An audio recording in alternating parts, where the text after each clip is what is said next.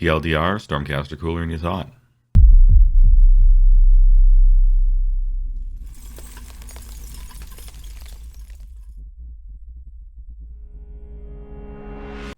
Stormcast Eternals, Part 1, Propaganda. The story of Age of Sigmar is one of victory through sacrifice, and so too is the story of Stormcast Eternals. They aren't the Superman poster child, 10 Stormcast could conquer a planet kind of protagonist faction. Pyrrhic Gains is just about the army's middle name in the lore.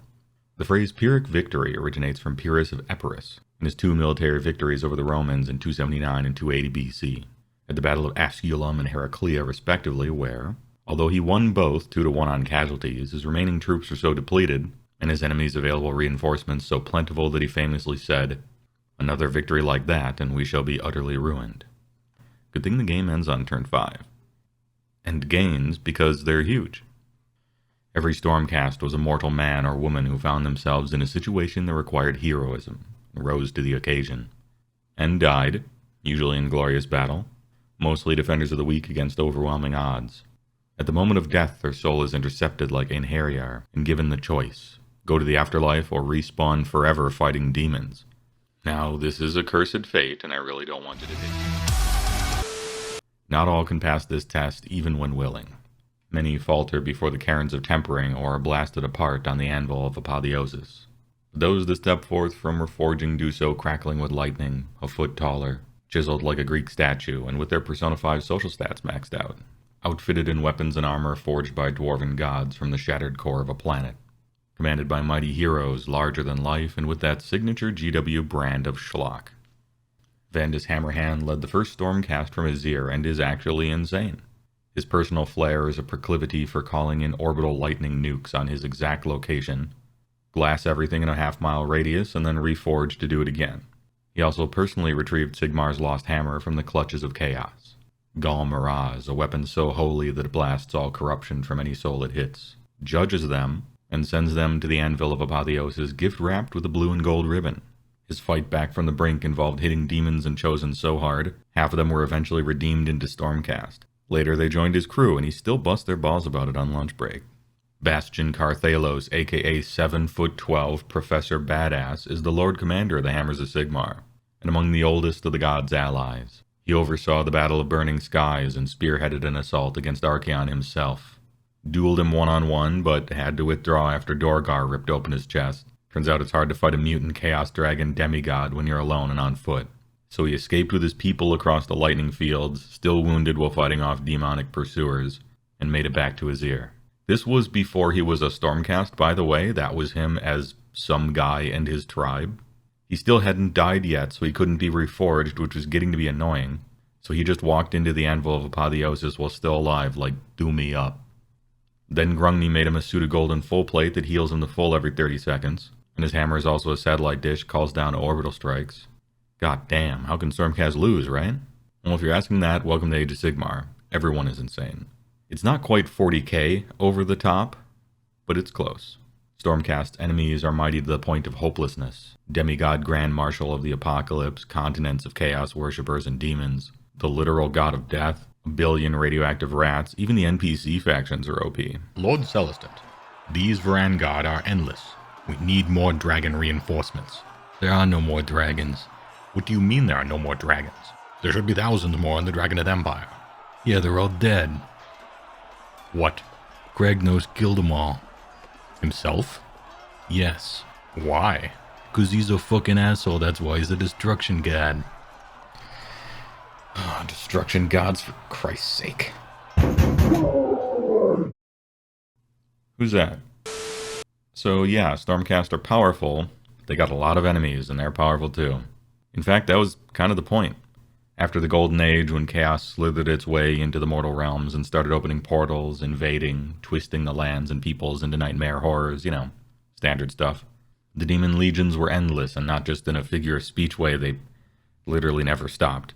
They wouldn't die even if they were killed, so Sigmar needed armies that respawned too, till they could close the portals. Now, each time a Stormcast died, their souls would be whisked to holy lightning rods back in Azir, to be reforged anew. It's just each time there was a little less to work with, they would lose a part of themselves, a personality trait, a like or dislike, a memory, The oldest and most reprocessed of them have even forgotten their own names. Soulless lightning automatons meant only for combat, which is obviously symbolism for the dehumanizing nature of war. And yet, they're winning. The cities of Sigmar are so firmly entrenched thanks to Stormcast victories that now they can start expansion. For centuries, it was a question whether the candles in the darkness would be snuffed out, but now, it's time to bring the fire to them. Stormcast fight in a strange manner. Perfectly disciplined with teamwork that can feel like a psychic link at times from their endless training in the gladiatorium. Malarian made them so they can practice in VR. While their tactics are like flawless, their strategies border on wastefully sacrificial. Turns out when you can respawn when you die, and you're always outnumbered, your plans often end up being valiant last stands as the first stand to allow reinforcements to arrive, civilians to escape, to detonate the evil artifact and die just to keep it out of Chaos's hands, etc. Probably the optimal choice anyway, but it can feel a bit inhuman at times. And maybe just a little more often after each reforging, but I'm sure that's just my imagination. Long story short, Stormcast are winning, there's no such thing as foreshadowing, and nothing could ever go wrong. After all, before Stormcast they called it the Age of Chaos. Now, it's the Age of Sigmar. He said it!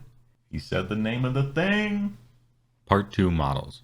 Looking at the different waves of Stormcast releases is a lot like reading the rules and lore from AOS from the original box set and books than reading the modern stuff. You can watch the game in real time go from hella stupid, only the faithful, cringe, fat cast, bad proportions, clearly not sure exactly what they're trying to do, become settled in, more confident, less generic, more human, less derpy, more dynamic. The game, like Stormcast sculpts, and indeed the lore, are all just in a better place now. Stormcast were designed to be like Space Marines, at least in a product sense. Big armor plates that are easy to apply one layer of thick GW metallics to, and helmets for new painters that are afraid of trying faces. Also, tacky, superfluous backpacks for some reason. D6 knee pads. It was an awkward era, alright? However, personally, I love the old Retributors. Big but kinda sleek 50s World Fair sort of looking pound hammer paladins. Diamond in the rough of first wave, in my opinion. Castellant is also cool in an over-the-top metal cube sort of way. Oh, and how could I forget Lord Relictor, the voodoo Catholic crusader? Then Sarcasync came out and it asked the question, are robes cool? The answer was yes, but still kind of bulky in a strange way. Also more animals duct taped together, but not as bad as Dracoth. And finally the new wave, featuring heroes with great personality and presence, Lady Andrastaleska, Bastion and others. Troops a little more Greco-Roman, better movement, and golden sundowners from Metal Gear Revengeance. Also dragons that are better, though a little Lion King for my tastes. They wanted them to look intelligent, so I get the idea of anthro faces. It makes sense why they did it. Part 3 Playstyle. Stormcast set up preliminary battle line to establish a perimeter. Then deep strike specialist units from Azir on Thunderbolts to land anywhere on the battlefield and take out key targets early. After that, dig in and try not to run out of guys by the end of the game. Pretty lore accurate, all things considered. So that's classic Stormcast, Scions of the Storm, the ones designed and trained for assault. But as the cities of Sigmar grew more established, it became sometimes necessary to shift from liberation to protection. Enter Storm Keeps, the second way to play, eschewing deep strikes for triple stuffed capture bonuses, and bracing against charges. Don't play this. Stormcast are expensive, outnumbered, have no real chaff to hide behind. To carry them to victory, they rely on combined arms between strong but fragile shooting, powerhouse melee with great armor, great damage, lots of positional movement and teleport abilities despite slow move values. Their most glaring Achilles heel is of course mortal wounds, which bypass their excellent armor that they paid good money for. Hero sniping often robs them of their maneuverability, and enemy chaff screens that absorb their hits and set up punishing countercharges. Also failing 9-inch charge rolls, which does the same thing, only more embarrassingly. Part 4 Rules. First off, we have Blaze of Glory. When a Stormcast dies, they explode into lightning and possibly kill their killer. Roll a die for each wound the slain model had, 6 or more wounds. Thunderstrike models roll an extra die per. Then you pick Signs of the Storm, or Storm Keeps. For Scions, during deployment, for each unit you put on the table, you can put one in the sky, to deep strike at the end of any of your movement phases and land anywhere outside of 9 from enemies. Up to half your army can do this. It's really strong, But once you land, that's it, you better get your money's worth. Failed charge rolls after you land are particularly brutal. It didn't take people long to figure out drop and pop shooting overcame this downside very nicely. For Storm Keeps, your Redeemers count as 3 for capturing objectives within your territory, and objectives everywhere from round 3 on. This is a big boy capture bonus, and well on an objective, if you get charged, you kick back D3 mortal wounds on a 3-up, which is not bad. It's clearly the Redeemer show, but what are Redeemers? Good question. It's your screening and objective scoring dudes, battle line, in other words. You also get some friends. A quarter of your units can be from Cities of Sigmar as coalition troops. Big Soup City theme army potential here. And that about does it for Allegiance abilities. Stormcast don't have a lot of those. This isn't the main character faction that gets all the rules. You're supposed to coast by on the strength of your war scrolls and positional tricks, which you're pretty well equipped to do. For command traits, these are entirely useless. Take whatever generic core ones you want, like Master of Magic or High Priest. For artifacts, same thing, unless you're specifically metagaming against sniping, in which case take Mirror Shield so that 1-foot hero doesn't get headshot. But this season makes them immune to that anyway, and I think Arcane Tome is the right choice even normally. It's not that it's OP, it's just none of these do anything. For spell lores, you got a nice buff spell in Celestial Blades, +1 to wound rolls, melee weapons. Thundershock is a -1 wound debuff, not bad. Chain Lightning is D3 mortal wounds that bounce to other targets on a 3-up, that's also not bad. Even Starfall can sometimes see some use to stop pile-ins, but it does have a 3rd hoop to jump through, which makes it poor for consistency. You also have 3 Stormcast Endless spells, but they are trash. For prayers, you have kind of a fun exploding hits bless weapons one, but let's be real, you're taking translocation for that teleport action. Your troops tend to be slow, and it's a welcome trick. You also get mount traits, but Beastclaw Raiders Stormcast is not, and as an Ogre player, reading these is kind of depressing, although I do like Retreat and Charge, and especially Scintillating Trail, because it's, in a roundabout way, it's almost like a +1 to cast. When you make a Stormcast army, you get 1 holy command to issue per game, and these are good. Call for Aid, Deep Strikes a slain Redeemer unit of 5 back to the battlefield, Fastest Reforging in the West. That's great. Steadfast March gives you Run and Charge, which is also great. Unleash Thy Hatred is powerful, +1 attacks to a Paladin unit. There used to be this subfaction ability that let you shoot twice every turn, but that was overpowered. So in the new book, they made it only once per game, but it was still overpowered, so they made it only work on a minimum-sized unit and only once a game. And it's still the holy command you usually pick, Thunderbolt Volley. Hey, maybe don't make shoot twice in a melee-centered game where double turns are possible. Just spitballing over here. And Final Thunderstrike is trash. Long story short, holy commands are fun and impactful. So much so that people who aren't all in on Battle Regiment no matter what, might even try to take 2 of these. Then you pick a Subfaction, which come with their own color schemes that, like every other army's subfactions, you will ignore to paint them however you want, because Age of Sigmar believes in artistic freedom. Look cool or have good rules? Why not both? Hammers of Sigmar was the first Storm host, made out of revolutionaries, led by George Washington in full plate. They have the worst color scheme. Your dudes get a 6-up ward if they're wholly within 12 of an objective, which, on a lot of the battle plans, is almost everywhere. A 6-up ward is not particularly exciting, but it's nice to roll some dice after damage, especially for what your dudes cost. Also, Dracothian Guard are battle line, and as we will discuss later, this is a very good thing. Hallowed Knights are the most faithful to Sigmar and the chief martyrs among Storm hosts. Every slain Redeemer can fight before they die on a 4-up, which is very nice, especially since they still explode. Stormcast armies are pretty elite, so the more value you can squeeze out of your dudes, the better. Celestial Vindicators were chosen from heroes who went berserk fighting chaos. At the start of the combat phase, pick a unit that charge, they get exploding hits. Importantly, this is not a command ability, so you can still all-out attack, which makes this otherwise lukewarm combat buff free real estate. Doesn't stack with other 6s to hit effects though, no fun allowed. Anvils of the Heldenhammer were ancient heroes and kings redeemed from their dusty tombs and forged into eternal revenants, which is completely badass, so you know their ability's gonna suck real bad, and it's worse than you thought. Their deathly aura has you roll 2d6 against enemy bravery in combat to ignore the first 2 damage you take every phase. Knights Excelsior are the most based Stormhost, but not in the pleasant to be around sort of way. All is good or evil, there is no doubt, no hesitation. The slightest impurity must be destroyed. They are also known as the Divine Annihilators, and once per turn at the start of combat, for free, One of your Paladin units that is outnumbered gets +1 to hit and wound. Jesus. Also, Paladins are battle line. Celestial Warbringers were warrior mystics who, in life, foresaw the moment of their own deaths. Like Sammo Hung in that one movie where he has a stainless steel fedora and the power glove. It was supposed to be a live-action Tekken movie, except they forgot to get or even ask for the rights and had to change everything last minute. A similarly tragic fate befell whatever rules writer was penning this ability, as he reportedly suffered a stroke and never finished it. Tempest Lords are the tactical geniuses and grand strategists of the Storm hosts. And so they play dragons. Your flying units can reroll one of their charge dice per attempt, which is very good for consistency. That's actually better than rerolling it. And prosecutors become battle line, which night and day turns that unit from trash into kind of alright, maybe. Astral Templars are the Ranger Stormcast, pulled from Monster Hunter tribes. As such, they are immune to monstrous rampages, which is really good if your opponent has monsters, since Roar is legit overpowered. But a silver bullet for your whole shtick, most of the time it won't be doing anything. Sometimes your opponent might not even have a monster.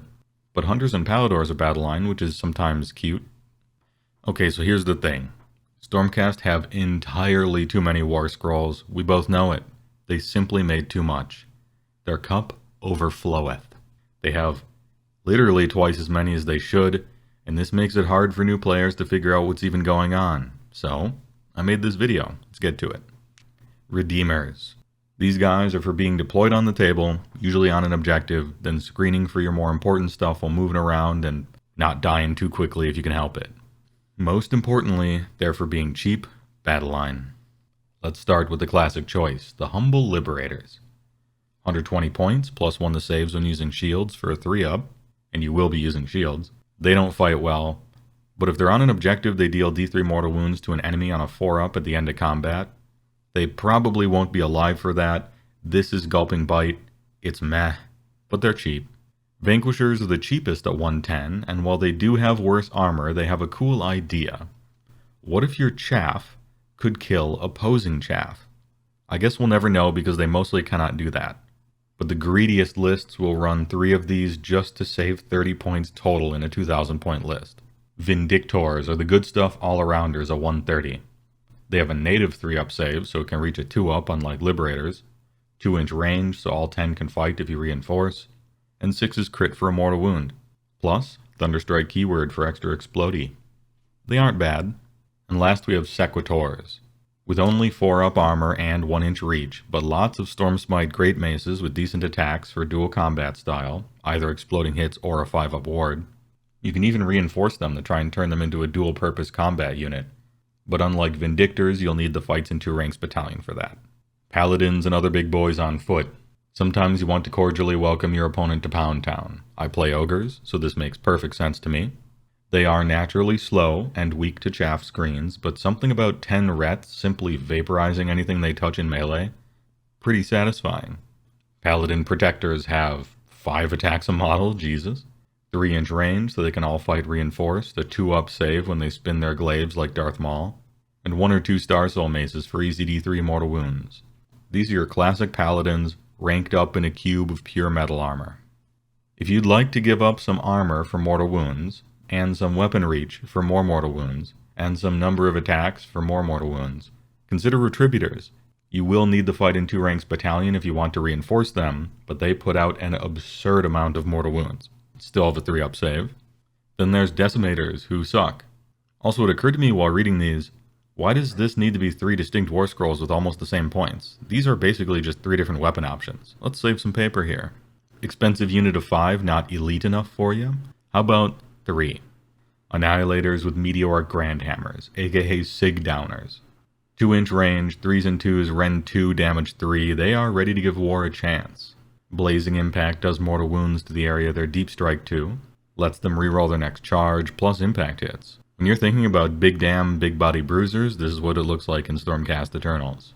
These are your go-to choice even if they cost a little too much. Also their Thunderstrike.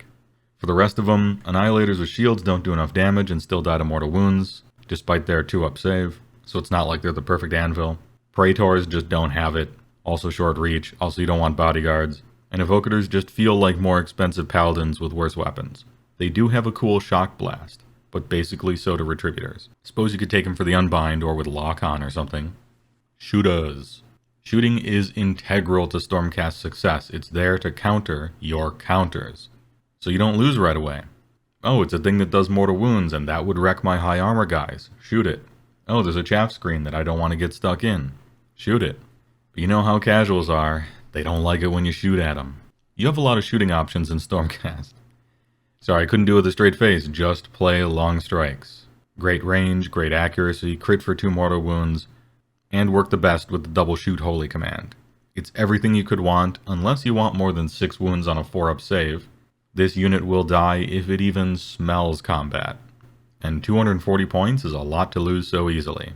Feeling adventurous?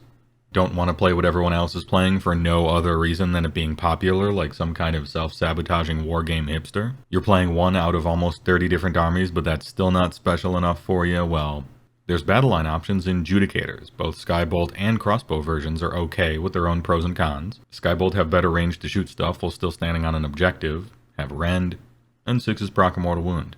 Crossbows double hit when they hit for more attacks, but don't have Rend. Both cost too much, but both playable.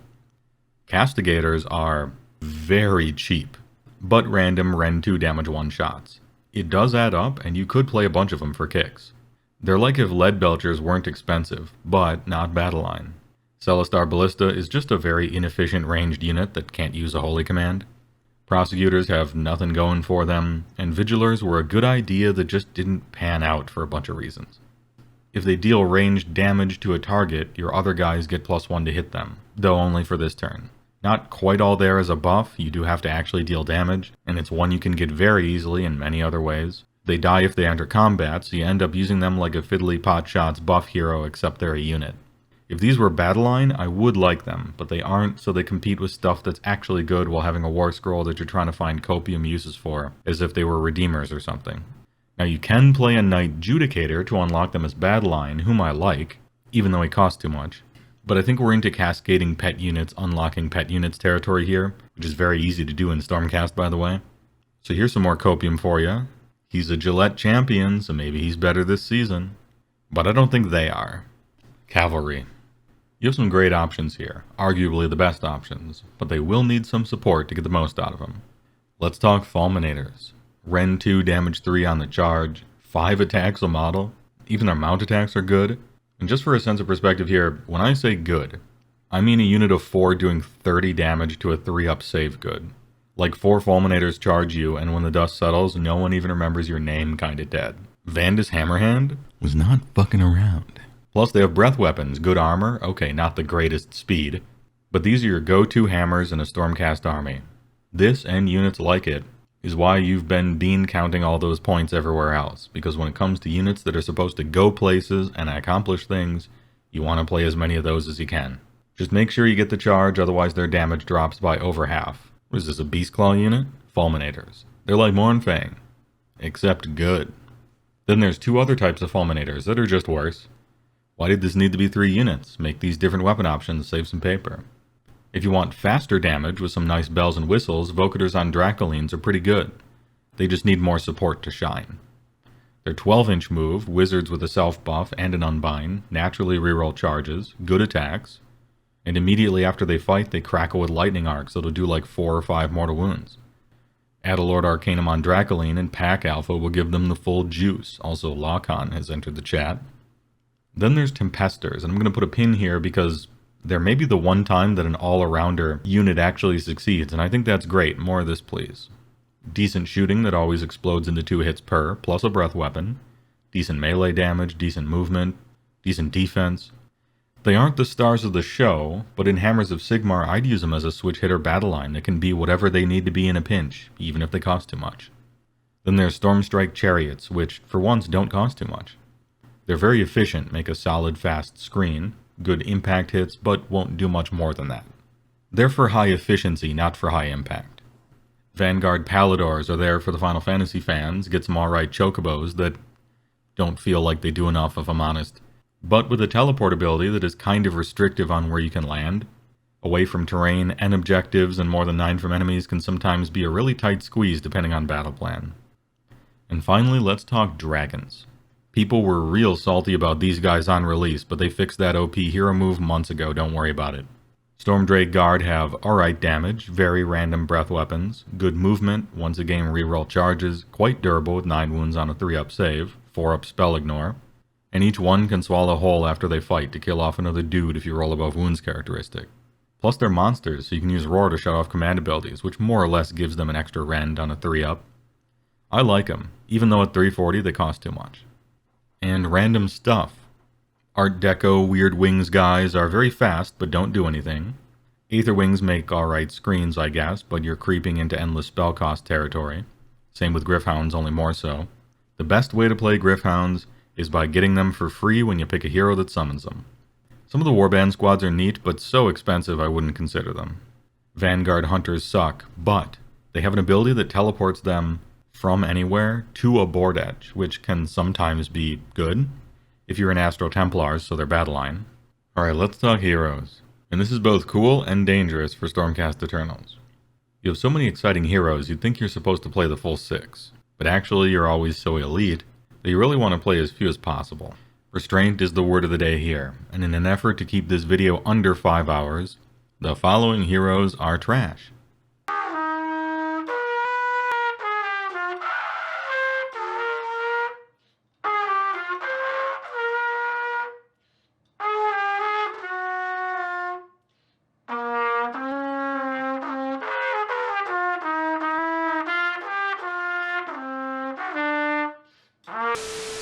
Someday, some of these might end up being good somehow, but that day is not today.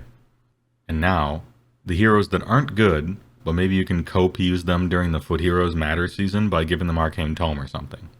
Knight Azeros, Knight Vexillor, Knight Zephyros. I'm trying to make this video have more longevity than just the next season, even though that's impossible, since stuff changes all the time. A brand new player might not even finish painting by then. So I'm not going deep on the GHB 23 stuff beyond using the points and making the fight in 2 ranks battalion, since GW seems to realize players like that one from last time decided to keep it. Okay, now that we got that out of the way, the first section is for heroes that enable a game plan. And I can think of no better hero to start with than Lord Relictor. The game plan he enables is playing a Stormcast army at almost any point for the past 7 years. He's in that Mortis armor, holding an entombed Memento Mori totem. Damn, I wish all the first wave went with his look instead. He's a powerful priest, gets +1 to pray naturally, War Scroll heal prayer, D3 mortal wounds prayer that also debuffs hit rolls, and he can take translocation. What a Chad. S tier. Next up for game plan enabling is the Lord Imperatant. He ain't cheap at 170, but if you're playing Annihilators or other Thunderstrike troops, he lets them deep strike 7 away from enemies rather than 9. If you've ever casually looked at the likelihood of 2d6 charge rolls, you know this is absolutely required. Also, once per turn he can issue a command for free, that ain't bad either. This kind of Stormcast army does the most classic thing. It's Metal Gear bosses airdropped from helicopters, crash landing in the knee-down hero pose, sending train cars rolling away, and then cutting tanks in half while saying something stupid like, I'm a Sigmar male, Jack. And I'm very in touch with my inner child. Playtime's over. Up yours, woke moralists. Listen up, you liberal cucks. My wife left me. Garda Steel Soul's a fine choice if you're trying to grind. He's expensive at 170, locks you into Hollowed Knights, and because of that probably shoehorns you into Redeemers as well. But a 12-inch aura granting 5-up ward is a hell of a drug for a faction whose weakness is mortal wounds. This kind of Stormcast army has Nurgle-like durability, and when you finally break through it, they fight before they die. Then they explode. Knight Draconis is your general of choice if you're trying to play Oops All Dragons so they can be battle line. He's pretty much a slightly better Stormdrake guard, except with a once per game hero phase breath weapon command, which was greatly weakened after the Dragonflight hero phase move got deleted. At 300, he is closing in on prohibitively expensive for what he does, to the point that even if you're into dragons, you might consider just not having them be battle line. But it's a thematic choice. This kind of Stormcast army should play Ride of the Valkyries on Spotify from their phone during deployment. Lord Celestant on Stardrake is your other choice for unlocking Dragon Battle Line if you're trying to pay 500 points. 300 was a lot. Stardrakes have basically always sucked outside of very early 1st edition save stacking, but I think they're borderline playable again. You can't just run them out like a Maw Crusher, they're a tactical sniper anvil switch hitter that eats people whole. But not the greatest damage. Also grants a big aura of +1 to cast. This guy's underrated, even though he costs too much. Lord Arcanum on Dracoline I talked about in the Evocators section because he juices them up big time with bonus attacks and huge aura, for free. Also a wizard, that's nice. This isn't so much enabling an entire playstyle, more like a power pair, so you can see we're transitioning to good stuff and power pairs. Few heroes are as generically strong good stuff as Lord Castellant. This cube of armor hoists his mighty lantern of gains, to shine it on a toned unit with an 18 to show off their lats. +1 to save for free. What a simple but effective buff. At 160 I think he costs too much, but he's still worth it. Knight Incantor has to make the list here as perhaps the most auto-include of good stuff heroes. 120 point wizard in plate armor with once per game auto unbind. Do you have any idea how jealous I am of a unit like this as an ogre player? My army dropped half a tier because I lost access to an artifact that they didn't reprint that did that. And here it is on a cheaper Wizard's War Scroll. Yeesh. Her spell is not great, but -1 to charge rolls in a big AoE could be the straw that broke the camel's back. Also 3-up armor, other wizards. Do you even lift? Knight Incantor is tomboy, sorceress, waifu material, and an actual Chad S tier. Now we get to the pet unit section for heroes. Although there were some pet units before, at least they unlocked a strategy. Knight Judicator I mentioned in the Vigilar section. He unlocks them as battle line and also comes with a unit of 2 Gryph-hounds for free, which are their own unit that can go anywhere, which is great. Once per game he can call down a 12-inch column of lightning. Does D3 mortal wounds on a 4-up to every enemy in the area, 30-inch range. Also has a pretty nice bow, 30-inch range, 3s and 2s, Rend 3, damage 3. Blood Pelt Hunter, BTFO. I actually like this guy on his own without doing the Vigilar thing, even though he costs too much. Lord Arcanum on Toralon, and indeed Aventus Firestrike have new life breathed into them this edition. They were once jokes, but they get the last laugh. But it's not like a big cackling laugh, it's more like a chuckle. 250 for a 14-inch flying monster hero wizard with a 3-up save. Lightning Orb AoE Blast War Scroll spell, that's okay. And it gives free +1 to hit to himself and everyone within 3. That's value. Now he can't really fight, but it's a Stormcast hero, none of them can fight. For an extra 20 points you get Aventus, who is a double caster, great. Heals D3 wounds in your hero phase. And his AoE spell you don't have to roll the 4-up for. However, he's locked into Hammers of Sigmar and can't take enhancements. Kind of a toss-up. Lord Celestant on Dracoth, fresh off his much-needed points drop to 190, which makes for a nice mounted hero. Ready to slap people with that Stormstrike glaive he borrowed from Fulminators, grab a mount trait and hand out 1 free all-out attack per game. Prime time is a weird one. Overall, I think he's better for another army to ally rather than a Stormcast army to play. He has built-in Signs of the Storm on his War Scroll, and every movement phase he stays in Azir gives him +2 attacks on his hammer. Which is fun to think about memeing with, dropping him super late and just exploding something with 11 Rend 3 damage 3 attacks. But that's so many points doing nothing all game. You want him on the table shooting people with that pimp cane laser of his, can't miss. My dude has D6 dice for knee pads, and he uses them to cheat at the game once per turn, usually to make his charge rolls boxcars. That's sick. Then on opponent turns, maybe auto 6 to save. 3-up armor with a 4-up ward is very strong, even though he does only have 8 wounds. 12-inch flying move is good, but damn, I wish you could give him enhancements. Also, for all the over-the-top lore for Galmaraz, you'd think the hammer would have an ability. 330 is a lot for this guy. With the amount of damage he doesn't do, he feels like 280 tops that they raised the points on so other armies couldn't ally in a well-costed Deep Striker. He's not a mistake to play, but do me a favor, use Lady Indrasta as a conversion. Sculpt quality glow-up is insane. Alright, let's talk dragons. Big dragons. Crondius, son of Dracothion. So what does a true dragon look like in Age of Sigmar? Well, 18 wounds, 3-up save, 14-inch flying, that's incredible. Double casting wizard with a monster of a War Scroll spell, Atavistic Tempest, 24-inch range, casts on a 9, then pick one of 4 brutal debuffs. -1 to save rolls, nice. -1 number of attacks from missile weapons, -1 from hit rolls, or worsen the Rend characteristic of all their weapons by 1. 9's pretty hard to cast though, never mind he's on +3 Archmage level bonus. His breath weapon is not great, just as random as the Storm Drakes. Like look at this stupid paragraph, just make it a D6. Save us some time. But 18-inch range is big. Ancient Master of War reduces the attacks characteristic of anyone fighting him by 1 per weapon. Your mileage may vary depending on what's fighting him, but this can be seriously great. Calamitous Tail has 1 attack for each guy within 3 of him, and all his weapons are at least Rend 2 damage to. Notably missing is any sort of ward save, and he's a bit light on damage for 550. but he plays out better on the table than you might think, as long as you use him to the fullest. Hiding him behind screens as just a big wizard is a waste of points. Send him in there. Use every part of the buffalo. Just watch out for mortal wounds. I think he's good, just costs too much. His brother, however, is crazy. He's got everything Krondis has, except instead of being a +3 double wizard with an excellent spell, he's got a few more attacks.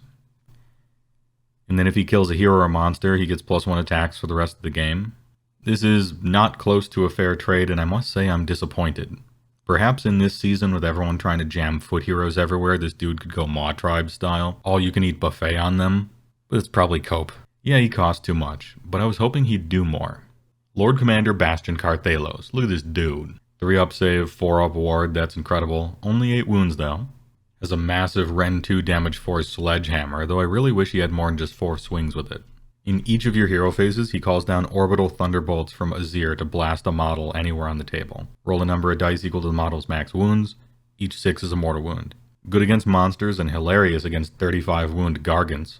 He's locked into Hammers of Sigmar, obviously, since he's the Lord Commander, and he can issue 1 command every turn for free to 1 such unit anywhere on the table. At the start of the first battle round, after you know who's going first, he can redeploy D3 units, which is pretty good since many games are lost in deployment. But this gets even more ingenious when you think about running him in a battle regiment. So you can 1-drop, opponent deploys knowing where you are, then you counter-deploy to undo that downside after the fact, and choose who goes first. Tactical genius. Also, every time he kills a model, he heals to full life.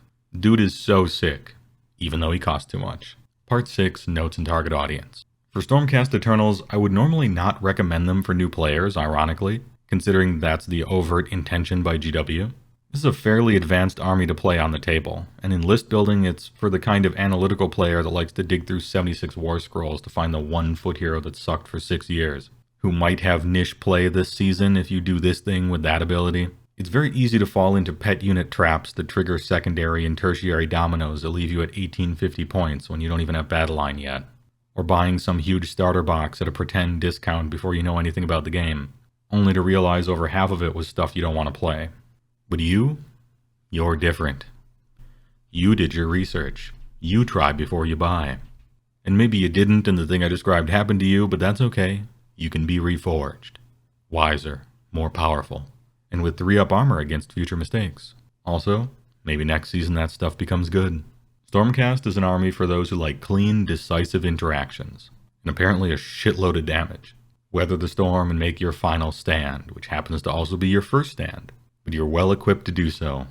Reliable attacks, consistent saves, and just atomizing enemy units on the charge. Sounds like a Conan quote about what's best in life. Stormcast.